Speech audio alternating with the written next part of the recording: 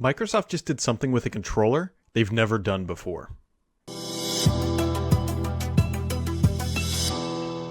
And of course, they also announced some new games for Game Pass. Yes, that is the time of the month again where Microsoft is shoving more content down the Game Pass funnel to keep you happy, to keep you entertained. And if you aren't subscribed, hopefully getting people subscribed to Game Pass and to this channel. Make sure you hit that subscribe button down below. So, Microsoft's dropping a bunch of games, but we're only going to dive through a couple here. We have Curse of the Dead Gods, Dodgeball Academia. We have Skate, which I think is going to be a big winner for a lot of people, and also Skate 3. But the most important one coming at least to the PC version of Game Pass is the Microsoft Solitaire Collection Premium Edition. I'm actually kind of surprised that wasn't in there already, but it is now, so you can go play Solitaire to all of your heart's desire. Maybe one day they'll bring back pinball, if you remember that from an older version of Windows. Congratulations, you are just about as old as I am, or at least you're relatively old and you're not under the age of 10 by any means.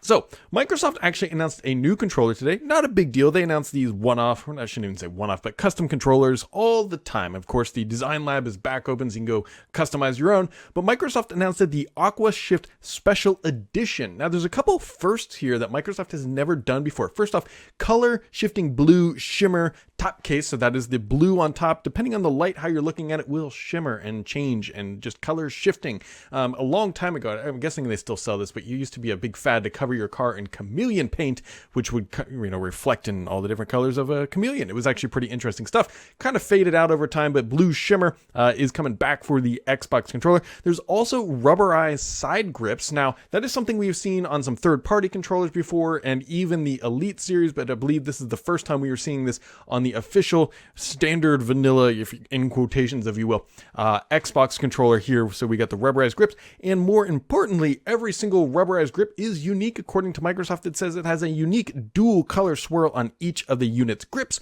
and will retail for $69.99. And so that's a pretty big difference.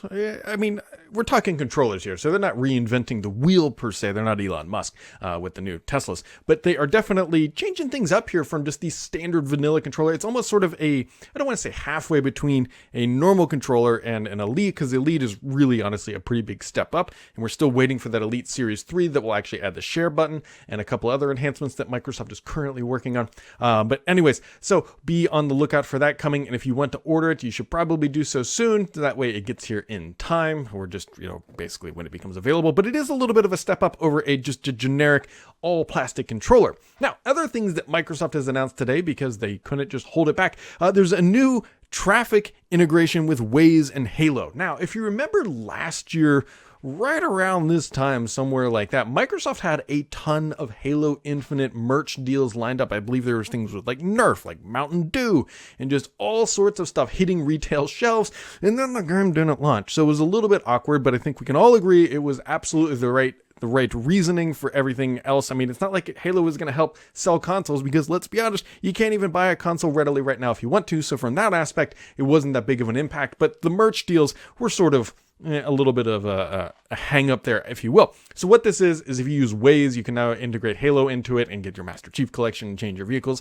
all sorts of minor stuff. But I'm going to be curious to see what happens now with those merch deals that happened last year, how many were able to be punted until this year, and if we will see a resurgence of things like the Doritos and Mountain Dew and everything else and Nerf stuff that we saw last year, if that is all going to come back, or if those deals just kind of expired and Microsoft really can't do anything about it, because it takes time to create actual physical goods with logos and everything else, and the custom codes and everything else that need to be involved. But either way, Microsoft is very slowly starting to ramp up the Halo Infinite hype for a launch this year. Obviously, they had the big technical preview this weekend. I played it quite a bit against the bots, although we're all still hoping for PvP, and it was a lot of fun. It's very classic Halo. If you didn't get into the beta, it feels very much like classic Halo, although it's just sort of updated, right? I mean, it's Halo Infinite, but it still has that classic sort of movements and mechanics that made Halo, well, Halo at the end of the day. So there you go, guys. That sort of wraps up just sort of the news of the day. More Game Pass stuff, a new controller with custom things that we've never seen before. Custom is the wrong word, but just features we hadn't seen, and more Halo Infinite hype is on the way. And so there you go. Make sure you keep it subscribed here, because the only BS on this channel is me.